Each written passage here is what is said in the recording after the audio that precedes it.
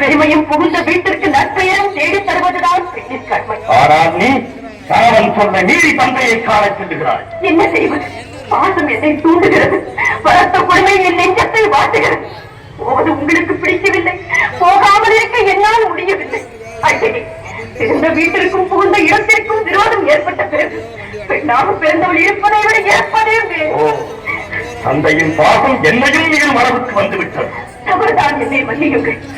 சென்று வர உத்தரவிடுங்கள். விதி உன்னிடம் விளையாடுகிறோம். சரி, சுவாமி, போய் வா என்று சொல்லுகிறேன்.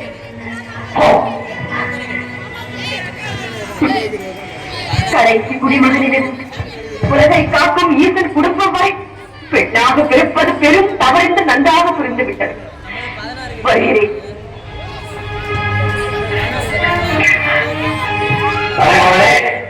நீயே தவறு செய்து விட்டாய் என்று தாய்க்குறவே வந்து மறுத்து ஒரு கேட்டை விளைவிக்கப் போகிறாய்.